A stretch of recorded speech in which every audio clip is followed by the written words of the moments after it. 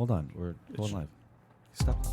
You're listening to Inside Real Estate, your source for all things mortgage and real estate related. The show that brings you all the hottest topics and insights directly from those who know it most. Now sit back and enjoy the show. And we're back. So what's up, everyone? Paul Apostolakis, Salvatore Kuzmano, and Farva. Brad Weiser has decided to grow a porn stash. Yes. It's really awkward, man. Okay, no cream. You were not allowed near elementary schools looking like that. Not true. I was actually at one last night. Were they scared? Probably. Yeah, you don't look normal. Yeah. So we've got a special guest today, Logan Wirt. Logan Wirt is part of Indulge Property Group at Keller Williams Domain. He also runs Indulge Detroit, so we'll talk to him about that. Today we're going to talk about interest rates. They're at a 3-year low. There's a lot of stuff going on with that, and I kind of want to hit on that. And I also want to talk about how the low interest rates are affecting the purchase market, which isn't really all that much, but we'll get into that. First and foremost, I do want to say great job last week, Sal, for running the show. You did it without me. It's tough. It wasn't tough. You sounded Well, it was, yeah, well, leading up to it was tough. I was like, man. You were a little nervous? Well, usually I just kind of sit here and just peanut gallery, right? Yeah. And you had to actually be involved and not be on your phone the whole time? Yeah. No, Tony helped. Tony's great. So Yeah. Tony, I don't know if you know Tony Raff and Logan, but he was on the show last week. I was gone. I was in Europe, which was really nice. I was gone for 2 weeks, and nobody called me. There were no issues. You called me a little bit, but You didn't answer. No.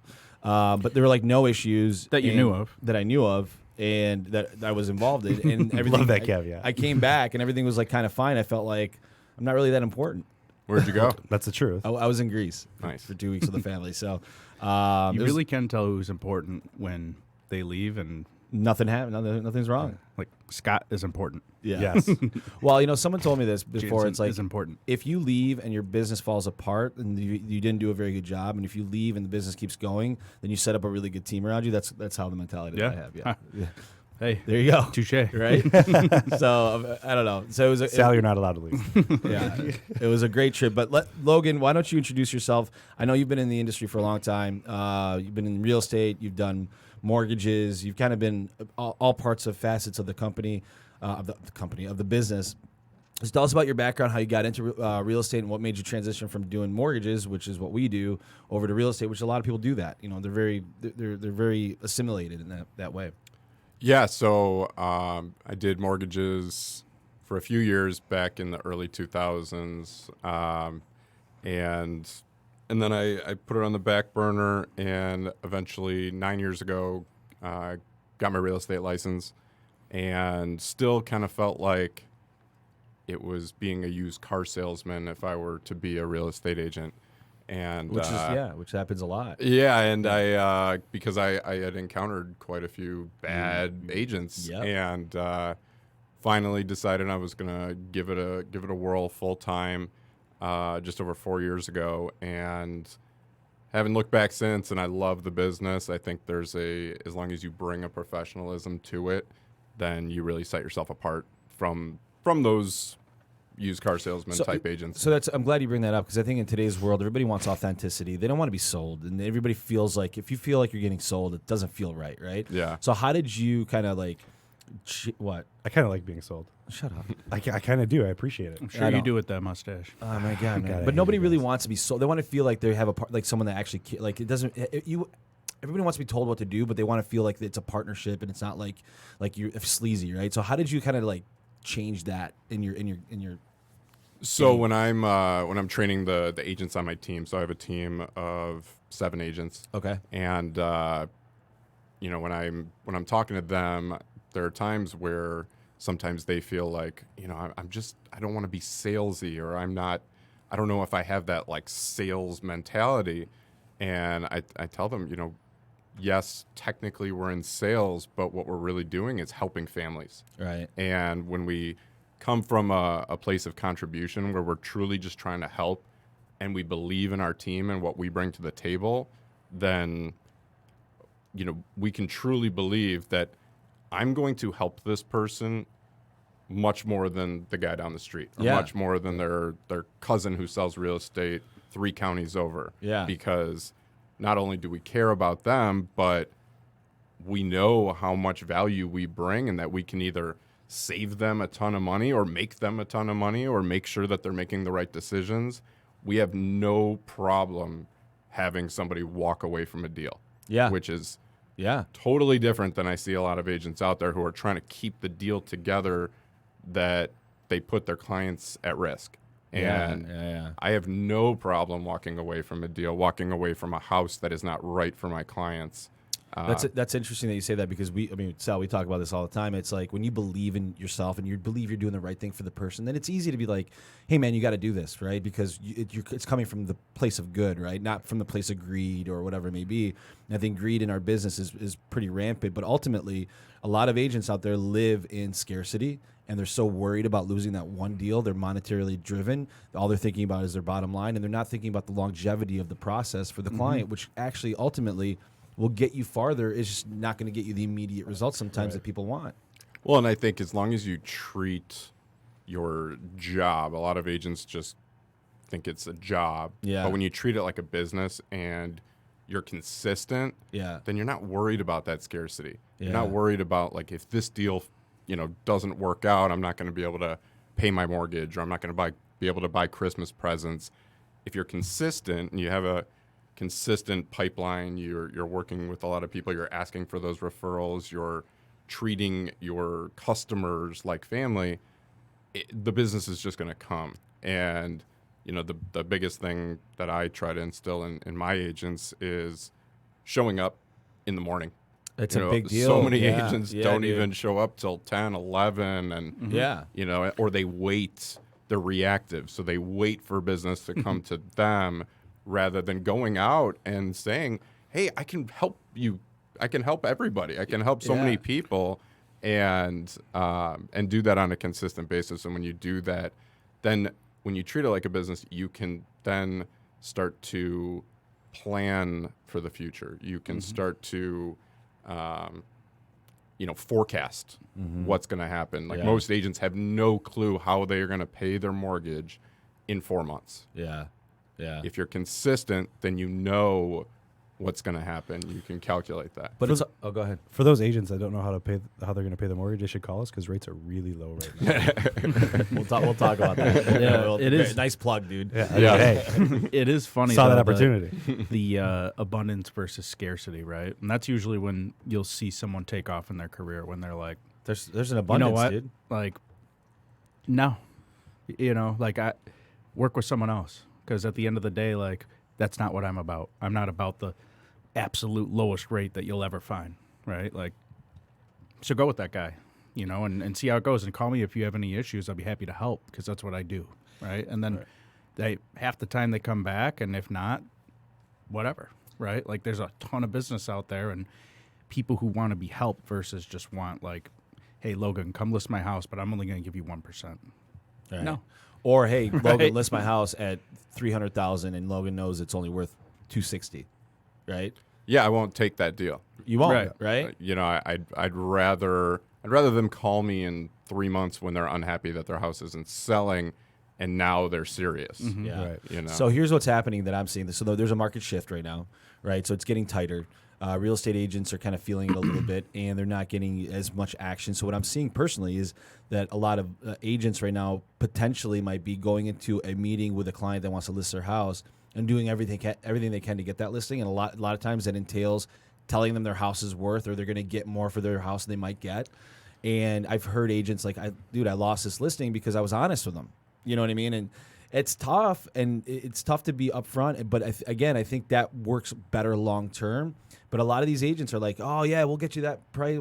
So how do you talk to your team? How do you combat that? How do you work within that where you're dealing with someone that has a number in their head? They're being told by this person they can get it, and now you got to come in and be like, "No, dude, that is not happening." Yeah, so we call that buying the listing. Yeah, when an agent just right. comes in and promises the world and underdelivers. And I've lost plenty of listings to other agents because they have overpromised. Yeah. And I've actually gotten quite a few calls months later saying, "We should have gone with you in the first place. You were right. Yeah. Will you list with us now, or will you list my house now?" So now when we are in this shift, in past years, people buyers were okay overpaying for homes, knowing that the home was going to appreciate. And by Correct. next year, it's okay if I pay cares? 20 grand over because it's worth that and more now. Yep.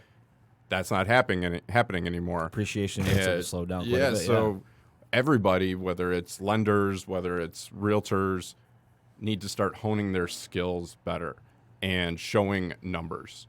You know, knowing their numbers so well that when they go into a listing appointment, you know, the numbers speak for themselves. Yeah. Everybody just thinks that we're still on this upward trend and things are moving and homes are going to be worth more every month. It doesn't help when there are websites that are, you know, forecasting that things are just going to keep Zillow increasing. said I'm going to have a 55 increase. For Yeah, years, right?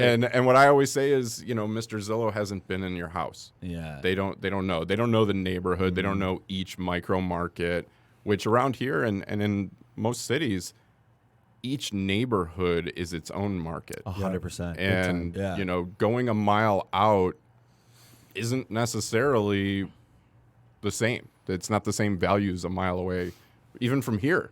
Yeah, Right here, we're yeah. we're right at 11 in Campbell on the west side of Campbell. Those homes are worth a little bit more than the ones on the east side of Campbell. 100%. Yep. And it's, you know, That's how like pocketed it is. yeah. You know what would absolutely blow up the industry and probably make a ton of agents jobless? If Fannie Mae or Freddie Mac or the mortgage entities accepted, let's say they accepted an appraisal that was done up front, right? We were talking about this. And they hire tons of appraisers. They go out, you get 2 appraisals, right? They choose a median value, one or the other, whatever, right? They do it up front. Every 30 days, they research the value. Yeah. I mean, could you imagine When you up list, front, hey, yeah. here's the appraisal. If you want to pay over, you can do so with an appraisal guarantee or whatever. before the offer's even Now made, all of a that would sudden, totally appraisal's change done. the Boom, scope of hey. the market. Yeah. Your house worth 300. No, it's worth 280. You know, if someone wants to pay 300 for it, they can. That would blow a lot Right? of shit But, up. like, yeah. imagine it that would would just change the whole industry. Yeah. Yeah, it'd be nuts. Well, and that's actually my ideal situation. You know, normally when we accept an offer, it's with the mortgage process starting within 2 days, let's say, Yeah. depending on what's in the offer. And ideally, when you're working with some lenders, they are so quick with that appraisal that Yep. it's back before the end of the inspection period. Yeah. That's the right way to do it. And that's my ideal situation. But a lot of people won't order the appraisal Yeah. until the inspection's done, right? So Yeah. so it just depends on the process. But I don't think that's a bad move because you're going to get an appraisal anyways. Now, problem is if the house is shaky and there's inspection issues, you don't really want to pay the money for the appraisal, really, right? So it's like a fine line. But to your point, if you can get appraisal done on the house prior and have it stick on that house, and then now that appraisal's out of the way, and now everybody knows what it's worth, it would change the game of this whole It'd like be crazy. It would really yeah. change the game. I wonder if anybody's talking about doing that. I mean, we talked about it. I think Fannie Mae is. Yeah, man. You think so? I'm sure if we're talking I about think it, we're I'm not the smartest sure people. one in the way. world. Yeah, I mean, but like So- that, it's crazy. It'd be The amount nuts. of like back and forth and over promising, under delivering when it's like, hey, Yeah. Well, I think this speaks So to the problem would be, though, if you get a conventional appraisal done, now what if you got a veteran?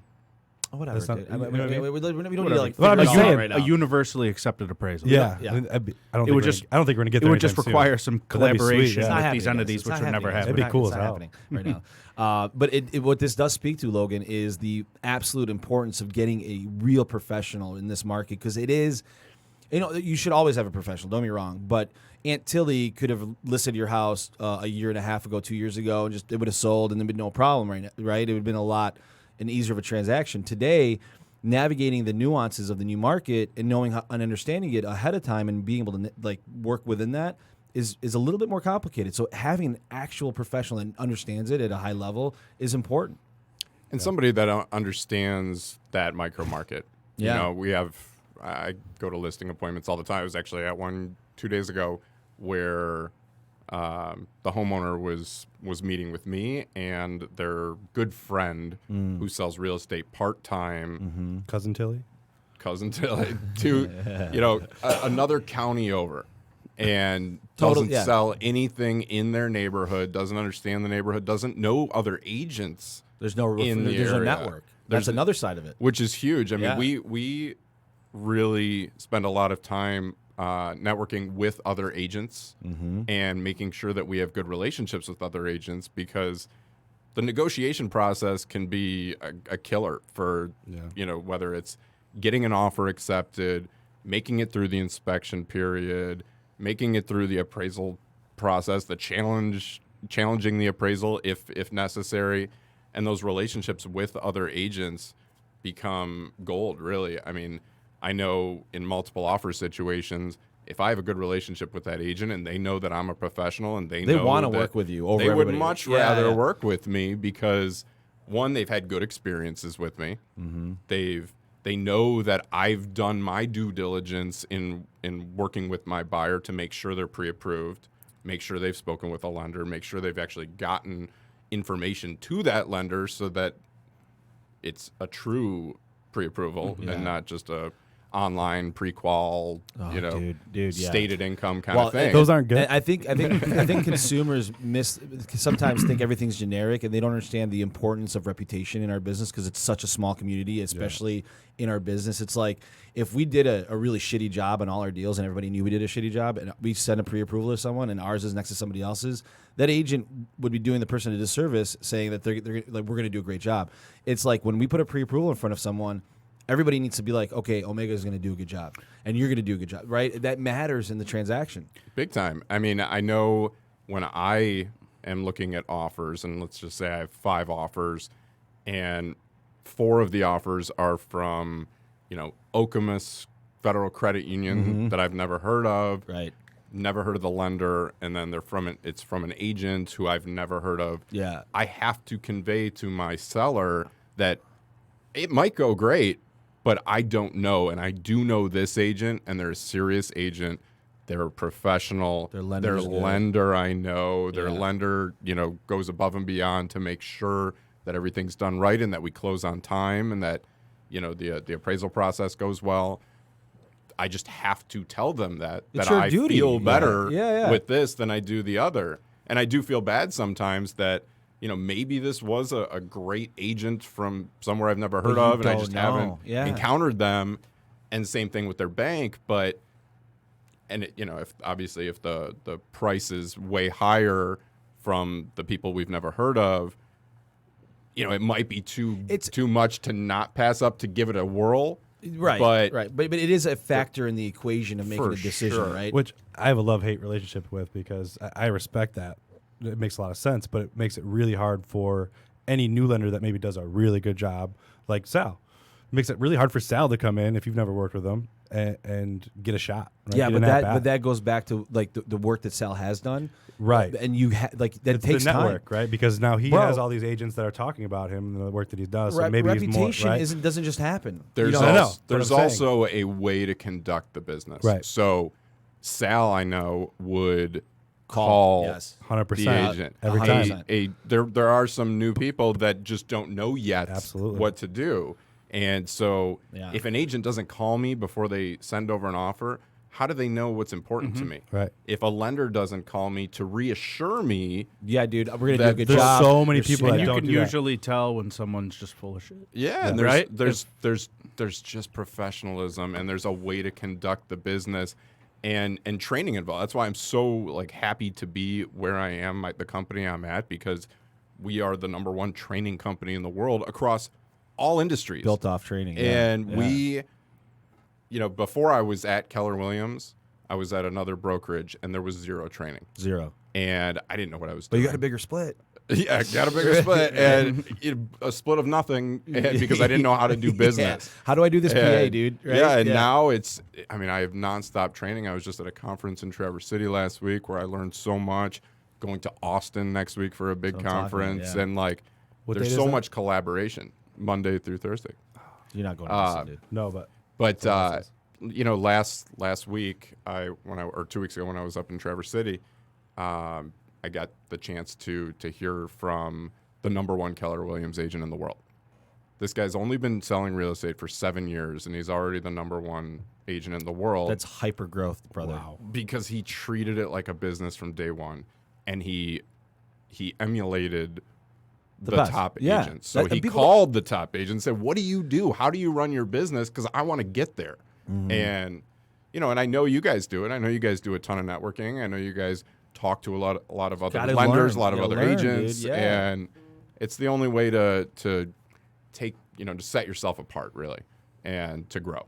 Yeah. Yeah. Well, you need to, as a professional to your client, right? Like, you almost don't want to come across like you know too much or let them know too much about the deal either. It's all about like learning that comfort level, right? And having that ability to make someone feel like, don't worry.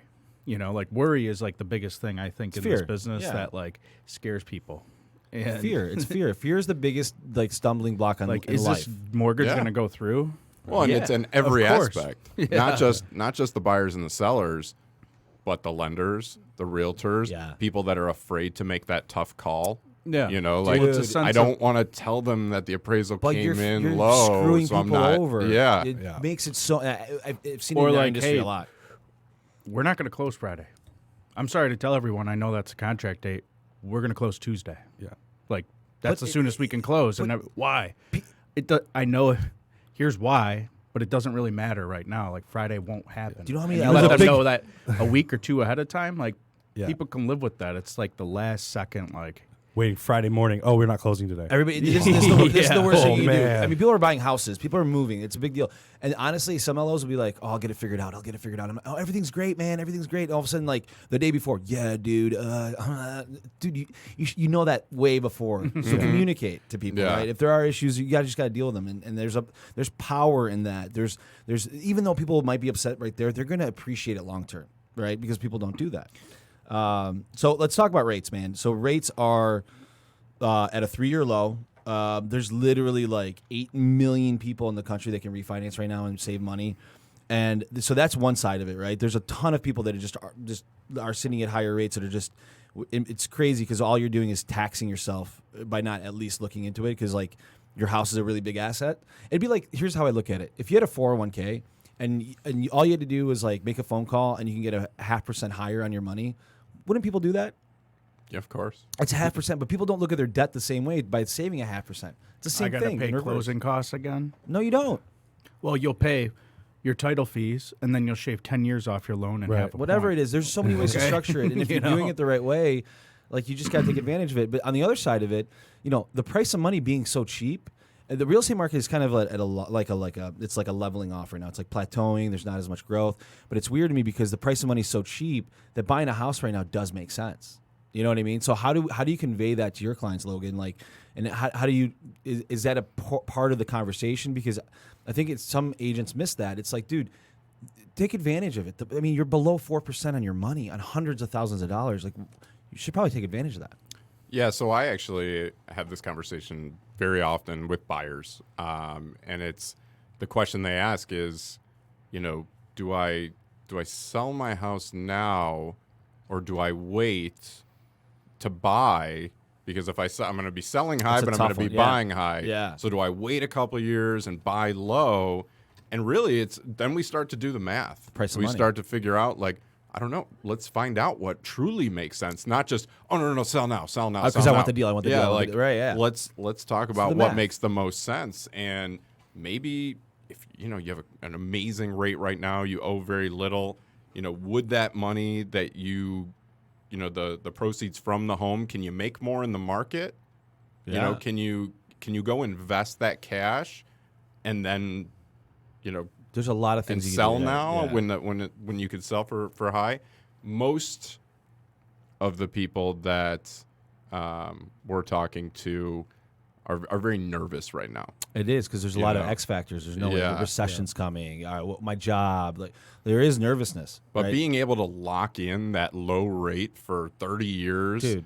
is, that's why I moved in November, yeah, because I said, you know what, just in case, if I'm going to be quote unquote stuck somewhere for the next 8 years, yep. I want to like it. I want it to be big enough for the growing family that I Yeah. have coming. Which congratulations, by the way. Thank you. And I want to make sure I have that low rate so my payment's low. Yeah. I'm in a commission business. I want to make sure my payment's as low as possible. I actually I bought the house in November. I'm refining tomorrow. I'm Sure. closing. Yeah. And I'm saving $700 a month. And here's what people don't get: you can refinance 100 times. That's a huge refi. Right? It's a huge refi. That's a huge refi. You can refinance a lot as long as you do it smart and like you don't incur a lot of costs every time you refinance. Let's say you refinance today, because people ask us all the time, like, oh, well, rates are going down. What if in like 6 months or lower? We'll do refi it again? Do it again. You know, as long as the cost makes sense. Yeah. And, you know, I think when talking to a client about their goals, like on our end, right, when we're structuring a mortgage, what should I do? Should I pay points? Should I not pay points? 15-year. How long do you see yourself in this house, right? Are you a first-time home buyer, right, and you're single? Dude, you're not going to be there. Your girl's going to come in there and want a bigger house. So let's talk like a 5 to 7 year plan, maybe 10 by the way you're talking to me on the phone. But right? it's really all But, about creating a plan, like a real plan. And then you kind of live into that. Now, when you have a cash buyer, that's a true loss or gain, right? Like whether it appreciates or goes down. But when you're talking about the price of money, Yeah. right? If you got in at 5% versus 4%, let's say it's $100, $200 difference Depends a on month. the loan, yeah. That's $40,000 of loan, right? So if you're financing it and you're putting minimum down, even 20% down, look at that extra that affords you that different loan and kind of take that into a perspective as far as equity goes. Because if you're going to be there 10 or 15 years, the extra interest you'll pay or where your loan will be, that's like the other part of it that people don't really think There's of, so right? many reasons to lower your interest rate on your mortgage. I mean, let's be honest. It's your biggest asset. There's a lot of ways to structure it. Fear, again, stops a lot of people from doing But things. it's also, it's not even just lowering the interest rate on your mortgage, it's lowering your overall interest on your debt. Because a lot of people right now, maybe they 3-4 years ago. Everybody has debt right now, dude. Right. But 3-4 years ago when rates were crazy low, right? They're at 3.5% right now on a 30-year, right? But now they have equity because the market's appreciated. That's real low. they were that low like 3-4 years ago, right? But now We're at a their 3-year house low is right now, right? yeah, Exactly. their house is appreciated. They have a bunch of credit card debt. You could take a bit of a higher rate on your mortgage to get rid of that 30% interest credit Yeah, card we debt. can right? talk So about blended rates and all it's that. just- Maybe we can go into that. there's a But lot of ways to refinance. I just think it's interesting. Our market is it's been shifting like so quickly. Like we went from a year ago thinking we're gonna have high rates, and like it just the Yeah. market a year I ago. honestly thought we'd be at 6 right now. We all So did. did I. We all did, except for Barry Habib. So like, anyways, so our market right now is super interesting. It's super interesting. I think people need to really think about their bottom line and think about what money is in their pocket. So we have the similar conversation to what you guys have about discount rates. We have about commission. Same You thing. know, it's like Same thing. what What do you want? You know, for a discount rate, you know, if you're going to be like people, I remember when I was selling mortgages, people say, I don't want to pay points. I don't want to pay points. Points can make a lot In certain, They they can. In If some- I can lower my payment if I pay this, $2,000 point yeah. on a $200,000 loan, I'm paying a point. What's the value on that? If I'm going to be making money in 14 months, It's a good investment. Then why not? Yeah. In a predicted rising rate environment, it makes all the Yeah. sense. There's right? a lot of again, people have they have ideas because the media kind of puts stuff out there. I've got to lower my rate 2%. No, you don't. If you're a $400,000 loan and you save 0.5%, that's a lot of money. Imagine if in December you took a credit of 2 or 3 points towards your closing costs, and now you're refining that away.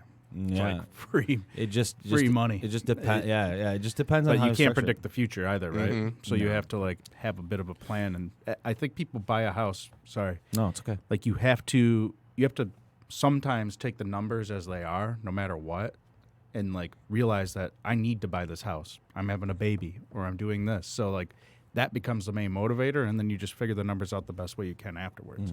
Not make a decision of, am I going to buy or am I going to rent? It's funny because I don't think rates actually play a huge role in people's decision to buy. Even when they're high or low, it just seems like people have reasons to move. Whether and today it's a little bit different because it's technical and things are kind of moving differently in their buy-seller situations. But overall, I think when people decide to move, the rate is just like, let me get the best rate I can now.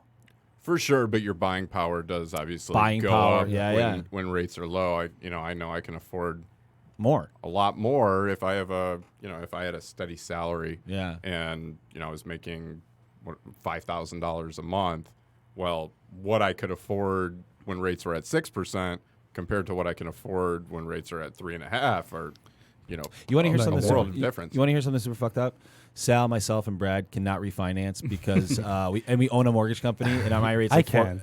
You can, but we I can't. have the highest interest rate in the world right now. I know. I We think own a mine's mortgage higher company. than I'm at yours. 4.6. He's at like 5 something. And mine's at. Why I think can't you I'm refinance? I'm at 5.375. Started the business a year and a half ago. I think I'm I'm at self-employed. Oh yeah, there you go. I think I'm at 5 3/8 or 5 1/4. You know what people also don't take into effect when they buy a house, because I always hear this a year later when their escrow accounts adjust. They don't. And I try to tell, like, hey, your taxes are going to go up, right, next year or next. Especially people that are limping in. They're limping in. Yeah. They're like, I can't have my payment higher. Like, I'm their bro. DTI is like 44.999, and it will not work above that. Right. Like, hey, just so you know, Your payment's your going to go taxes up. are probably going to double. You know, and that's like a good thing Not to about know. double, but because they're going to go up. Mine went up 2 G's, it bro. depends on the house. Yeah. Yeah, and it's a conversation that I feel like a lot of realtors are scared to have Fear. when they're shopping. Because they don't want them for to a not house. put an offer. Yeah, they don't want them to not put an offer. They're only thinking about their commission check Yeah. that Yeah. they're hoping to get in 30 They're days. Look at this Transactional. cute flip They're in not Birmingham, right? relational. Yeah. Taxes are $3,000 right now. Yeah, they're this gonna go to sounds great. 7. And either they don't know or they're too scared to tell Right. them Yeah. that actually these taxes are going to They're gonna go up. They're They're going to gonna go double. up, and knowing how to calculate it. I mean, the fact that I see agents that don't even know how to calculate what the taxes are or roughly where they're going to end up Yeah. is mind blowing to me. And it's a Considering it's a disservice, website dude. that you just put in the SEV. yeah, I mean, it's like yeah. It's really sad. I feel bad for consumers sometimes because they get lulled into this idea that everything's the same. And the reality is there's so many nuances in real estate. And this is why I don't think there's going to be a lot of – there will be automation in our industry, but you can never get away from the idea of having true professionals actually guide you because it's such a – there's so many title work, appraisals, loans, taxes, insurance. There's so many different pieces towards buying a taxes house. and insurance is one of the most important things. And it's that the I most think people need to underrated. understand. I mean, maybe not so much insurance, but taxes. For sure. I mean, you have to understand that those don't stay the same. 30-year fixed does not mean 30-year fixed outgoing out of your pocket. Yeah. Right? Just a Your principal payment and will interest. change. Yeah. All right, before we run out of time, I do want to talk about Indulge Detroit. It's something that you're involved in. Did you start it? I don't. So tell the audience about what it is exactly. Well, so originally about 8 years ago, I started a little business called Indulge Detroit, and it was really to attract people to Metro Detroit, to the city of Detroit. Which back then was just starting. And people were like talking. Yeah, about it. yeah. And so there was a lot of cool stuff happening, and I knew I wanted to be a part of it. Yeah. And I wanted to attract people who had left Michigan to come back. Which is it's big. We did a lot of events. We had, whether it was a new store opening or happy hours, things like that, that we would throw to attract people to different locations in the city. Today, it's mainly an arm for my real estate business. People trusted us to show them where was fun and cool and new and hip in the city. Yeah. And now they trust us to help them find homes. Which And is it very was- symbiotic. Yeah. It was the next logical step. They're already trusting us to tell them about where to go. Now it's where to live. Yeah. And, with that, it really helped me to grow a huge social media base. And I know I have the largest social media following of any realtor in It's Michigan. wild. How many people? How many Yeah. followers do you have? Total, we're between Instagram, Facebook, all the different pages and stuff. We're at about 40,000, and Wow, we, which is great for my sellers because You're getting exposure. It gives me a platform to really showcase their homes. I don't see a lot of selfies from you though. Well, I don't. I'm not vain like you guys. Like Paul. You mean? My face is Paul. everywhere. You guys you're welcome. So that's awesome. So so talk to me real quick, and we're running out of time. But social media did play a big role in getting in your networking, and I think a lot of people are trying to do that now. And you see people kind of go into it, but it doesn't just happen overnight. It takes a lot of actual work to create a presence online. Well, there's a difference between just posting something on social Or media adding value. and adding value, adding content that makes sense to people, Yep. but also to do it at a high level, you actually have to talk to those people. Yep. So we're hiring someone to run most of our social media right now, and it was told to me from a very smart social media influencer that if I told you 120 years ago that you could buy up all of the waterfront properties in the world at pennies on the dollar, would you? Yep. Well, That's what you're doing in with social media.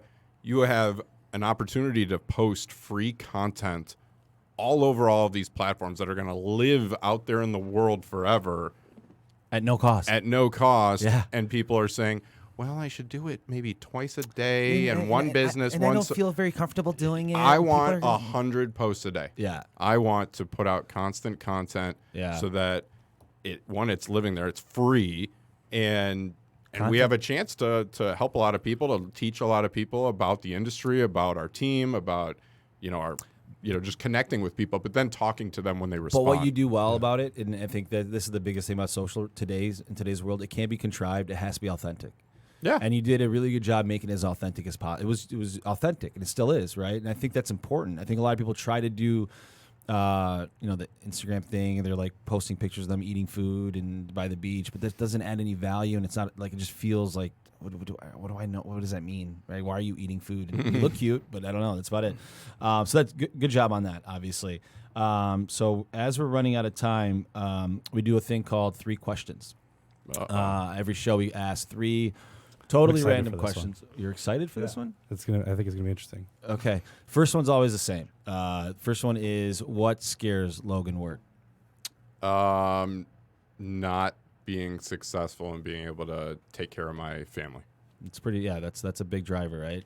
It's funny. Fear can be a driver and a debilitator. It just depends on how you. So it's a necessity. You have to have. Everybody has fear. Everybody has it. It just depends on how you take that information and use it, right? So it motivates you on some level too. For sure. All right. It's interesting. Okay. Second one is, I did this. I like this one. If you were on a deserted island by yourself, and you had to pick one person to be on that island with, who would it be and why? Well, then you wouldn't be by yourself. No, you're by yourself, but now I'm a magical genie, and I come on, I'm like, you can have one person with you. Who would it be? Well, I would have to be my wife. Okay. No, that's excluded. Barring your family. That's right. Okay. That's right. Barring Okay, the no They cannot family? be there. God, it would have to be somebody that entertains me a lot.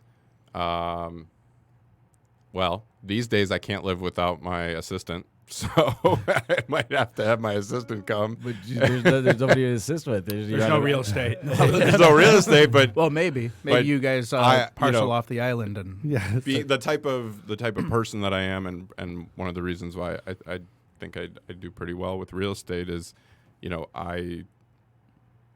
I'm big picture. Yeah. And then the detail stuff I'm really bad at. Sure. And that's why I was smart enough to know that I needed somebody to take that over. So, hey, I might be able to plan on how we can make a fire. Yeah. But then the details of getting get the the stuff, twigs, I need yeah. the assistant to do that. Got it. So, Michaela, you're coming to the island with There me. you go. There you go. There you go.